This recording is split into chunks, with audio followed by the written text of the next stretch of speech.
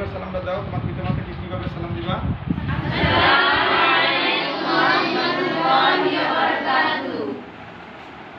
তার মানে তোমার শিক্ষকদেরকে দিবা না, দাও।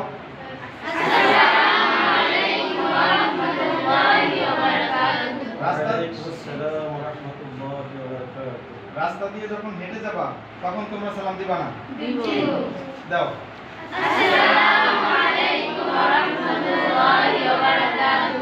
আত্মীয় স্বজন বাসা আসলে সালাম দিবা না, দাও।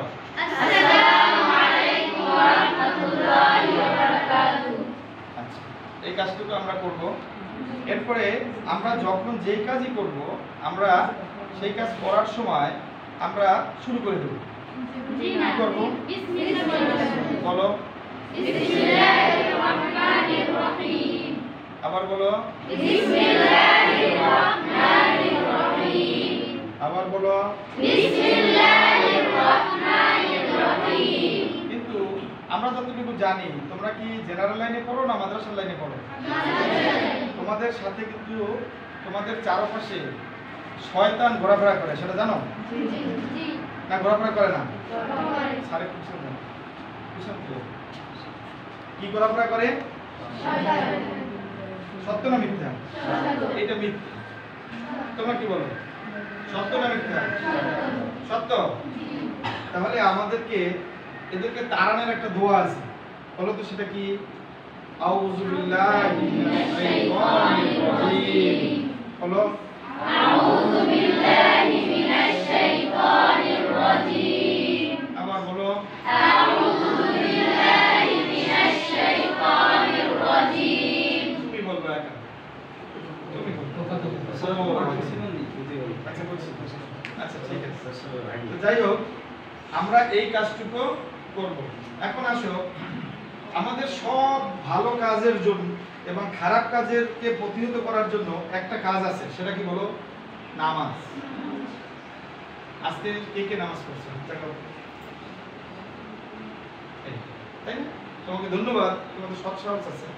কিন্তু আমরা, তোমরা যদি পড়াশোনা করতেছো জেনারেল লাইনে না মাদ্রাসার লাইনে, তাহলে তোমরা যত কিছুই করো, একজন ভালো স্টুডেন্টে তুমি অনেক মেধাবী, অনেক যোগ্য, বাট তুমি নামাজ পড়ো, তাহলে আমরা ধরে নিব তুমি কোয়ালিফাইড।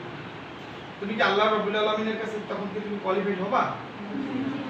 এই নামাজ কি আল্লাহ কি ফরজ করেছে না সুন্নাত করেছে? না ফরজ। কি একান্ত এটি বাধ্যতামূলক না বাধ্যতামূলক না? তো আল্লাহ, এখন ধরো তোমারই ছোট ভাই তোমার কথা যদি আজকে তুমি বললা যে এখন ঘুমাও, সে ঘুমাইলো না। তুমি বললা যে এখন এটা খাও, সে খেলো না। অথবা তুমি একটা নিষেধ করলা যে এখান থেকে তুমি টাকা নিতে না করলা, তারপর সে নিয়ে গেল, তখন তোমরা কি রাগ করবা না রাগ করবা না? তো ফরজ যদি একান্ত আদেশ হয়, তাহলে আমার এটা কি মানা উচিত ছিল কি ছিল না? ছিল। আমরা কি সবাই আজকে থেকে নামাজ পড়বো? জি ইনশাআল্লাহ। ওয়াদা করছো? জি। জোরে ইনশাআল্লাহ বলো। ইনশাআল্লাহ। তোমরা সবাই আজকে থেকে প্রতিদিন 5 ওয়াক্ত নামাজ পড়বে। জি। 6 ওয়াক্ত? জি না। 4 ওয়াক্ত? জি না। আচ্ছা, তাহলে আমরা 5 ওয়াক্ত নামাজ আমরা পড়বো আজকে থেকে। শুধু আমি পড়বো না, আমার ভাই বোন, আমার পিতামাতা, আমার সহপাঠী, আমার সবাইকে নিয়ে নামাজ পড়বো, নামাজ আদায় করবো, নামাজ আদায় করবো।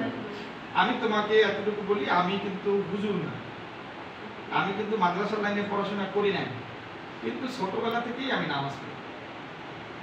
তোমাকে আমি এই নামাজের একটা সবচেয়ে বড় গুণ হলো, আমার একটা খারাপ কাজ করার ইচ্ছা হয়তো জাগছে, বাট এই নামাজ আমাকে কি করবে বলো তো? বাধা দেবে। আমি এখন নামাজ পড়ে বের হইছি, এখন একজন আমার একটা গালি দিতে মনে হচ্ছে, আমি কিন্তু গালি দিতে পারবো না। আবার একটু পরেই নামাজ, তার মানে কি নামাজ পড়তে গেলে আবার উযু করতে হবে। এটার কিন্তু অনেক গুণ আছে। এই নামাজ যদি পড়ো, তাহলে তোমার আর আলাদা করে তেমন কোনো ব্যায়াম করার প্রয়োজন হয় না। এটার মধ্যে সবকিছু আছে, পরিষ্কার পরিচ্ছন্নতা আছে, সবকিছু শালীনতা আছে। তাহলে আমরা কি করব? এখন থেকে 5 ওয়াক্ত নামাজ পড়ব। নামাজ পড়বো? জি। পড়তে বলবো? জি। নামাজ না পড়লে কি গুনাহ হয়? জি। না, গুনাহ হয় না। যদি গুনাহ নাই হয়, যদি হয় তোমরা তো সেটা জানো না, জানো না? জানি। কিন্তু পড়ো নাই। আজকে থেকে কি এগুলো আর হবে? না। তাহলে আজকে থেকে আমরা কিছু কাজ করব। আমরা আমাদের সবাইকে কি সবার আগে আমি সালাম বিনিময় করব। পারবো? জি। আচ্ছা, তারপরে আমরা কি করব? নামাজ পড়ব। কি পড়ব? নামাজ পড়ব। আগে কি বলছি? সালাম। তারপরে নামাজ। তারপরে আমরা সঠিক সময় ঘুমাইতে যাব। কি সময়? রাত ১টা। তাহলে কয়টা? 10টার মধ্যে তোমরা ঘুমিয়ে পড়বে। কয়টার ভিতরে? 10টার ভিতরে ঘুমিয়ে পড়বে। এবং ফজরের আগে উঠবা। উঠে যদি পারো তোমরা কি পড়বা? তাহাজ্জুদের নামাজ পড়বে। যদি না পারো ফজরের নামাজ যেন কোনো প্রকারই কাজা না হয়। রাজি আছো তো? জি। ফজরের সময় উঠেই তুমি নামাজ পড়ে, নামাজ পড়লাম পড়তে বসবে। রাজি আছি সবাই? জি। আচ্ছা, তাহলে সঠিক সময় ঘুমাইতে যাব, সঠিক সময় ঘুম থেকে উঠবো। কে কে ঘুম থেকে সঠিক সময় উঠবো না? তুমি উঠবা? কয়টায় উঠবা? 6টা। তা 6টা যদি ফজরের নামাজের টাইম কোটায় শুনি। আচ্ছা, তাহলে তুমি আজকে যাবা মসজিদে, মসজিদে গিয়ে অথবা তোমার হুজুর এখন তোমাদেরকে এরপরে নামাজের টাইমিংটা বলে দিই। আচ্ছা, তাহলে আমরা সঠিক সময় উঠবো। পারবো তো? জি। আচ্ছা, তাহলে সঠিক সময় যদি আমরা ঘুম থেকে উঠি, এরপরে আমরা প্রতিনিয়ত আমরা গোসল করব। প্রতিদিন গোসল করব। মেয়েরা কিন্তু গোসল 7 দিনেও একবার করে, এরকম ঘটনা আছে না? আছে কিন্তু।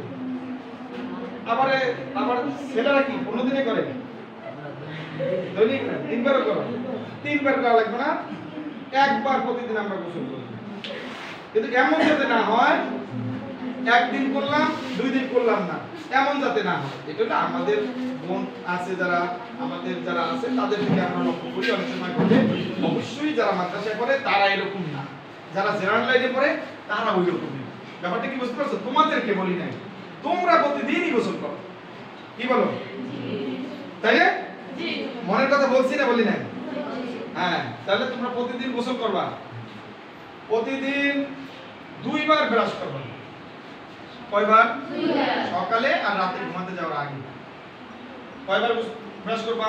2বার। কয়বার? 2বার। মনে থাকবে তো? জি। তাহলে এই যে আদর্শ স্টুডেন্টদের এই গুণগুলো কি আদর্শ স্টুডেন্টের না ওই যে মানে ইহুদি নাসারাদের? আদর্শ স্টুডেন্টের। তাহলে তুমি কি হবা? আদর্শ স্টুডেন্ট। আচ্ছা, তাহলে আমি গোসলও করলাম, ব্রাশও করলাম, নামাজ পড়লাম, সালাম দিলাম, ঘুমাতে গেলাম, ঘুম থেকে উঠলাম। কি কাজ করছি না করি নাই? আমরা স্বাস্থ্যকর খাবার খাবো। কি খাবো? স্বাস্থ্যকর খাবার কি? মাছ মাংস?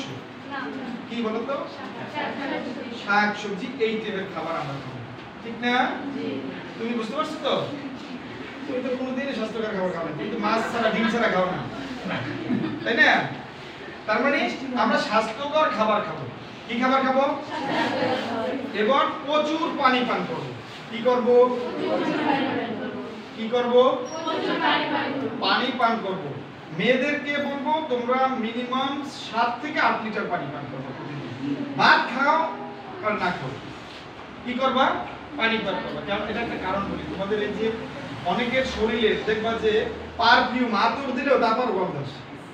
কারণ কি বলতো? এটার কারণ হলো শরীরের ভিতরে টক্সিন আছে, টক্সিন। হ্যাঁ, এটা বের হইতে পারে না। এটা 1 মাস করো, পানি খেতে কষ্ট হবে, বমি বমি ভাব আসবে, তারপরও খাইবে, তোমাদের চেহারাটা চেঞ্জ হয়ে যাবে। এই যে পড়বা না, রাত জেগে পড়বা, অনেক পরিশ্রম করবে। এখন থেকে কিন্তু তোমাদের জানো, তোমার সারা বলছে যে তোমাদের এই মাদ্রাসা যে এই এলাকার ভিতরে শ্রেষ্ঠ মাদ্রাসা করার প্রস্তাব ঘোষণা করছে তোমার স্যাররা। জি। জানো সেটা? জি। না, আস্তে আস্তে শুনে না, এরা শুনে না। জানি জি।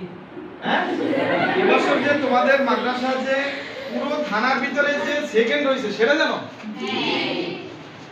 আলহামদুলিল্লাহ বলছো? আলহামদুলিল্লাহ। হয় নাই, আবার বলো আলহামদুলিল্লাহ। হয় নাই?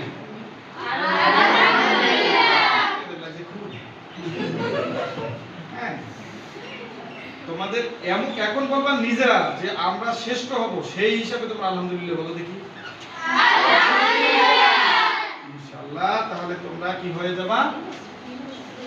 কোথায় যাবা? শ্রেষ্ঠ প্রতিষ্ঠান হিসাবে রূপান্তরিত করতে হবে এই প্রতিষ্ঠানকে। তোমরা সবাই রাজি আছো তো? জি। এখন আমরা কি করব? এই সব কিছু করব, কিন্তু আমরা কি করব? মাদ্রাসায় আর আসবো না।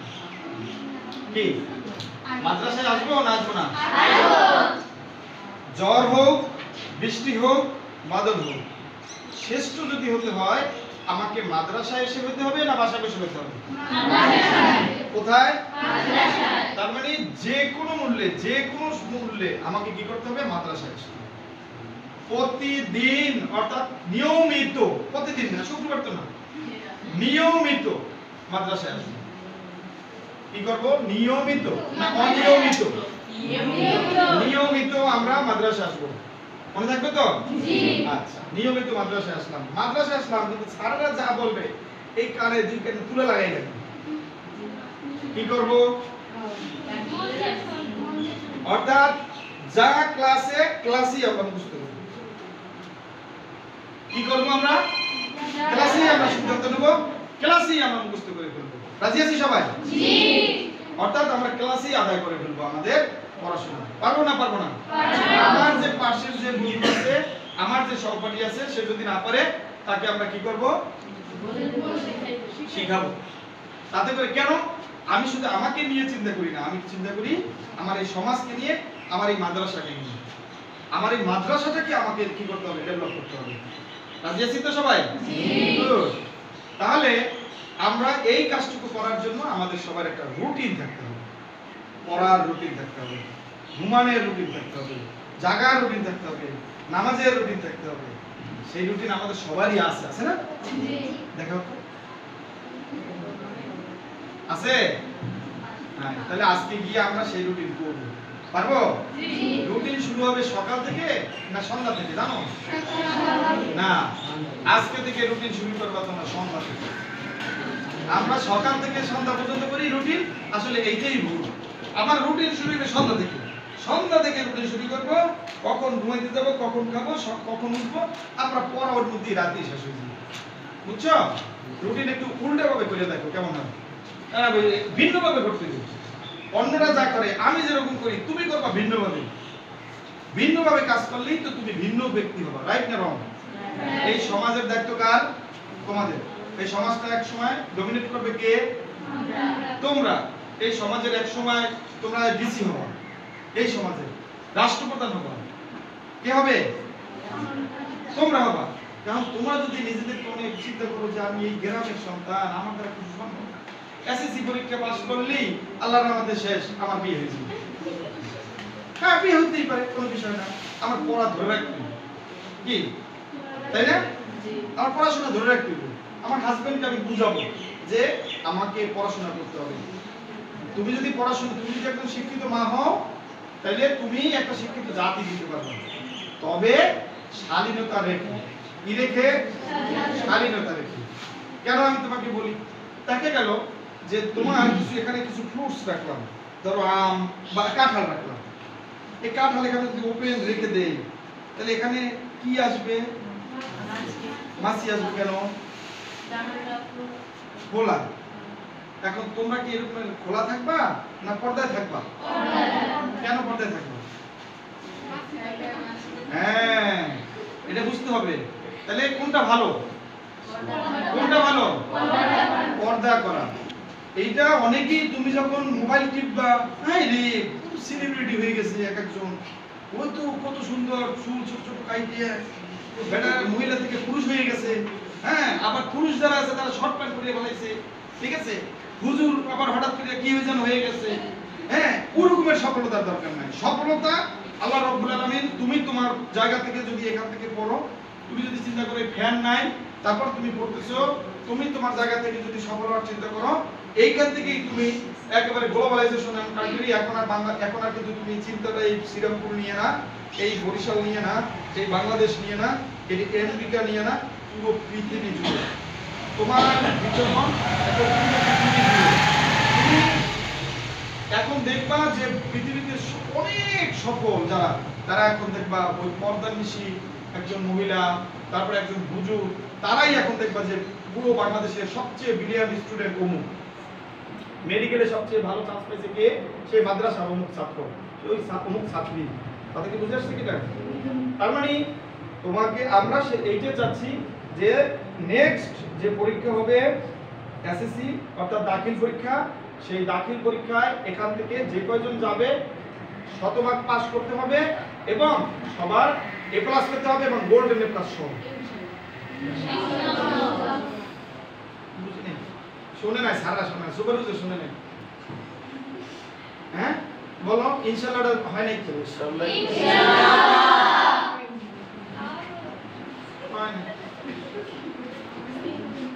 দেখি শোনো আরেকবার বলো দেখি।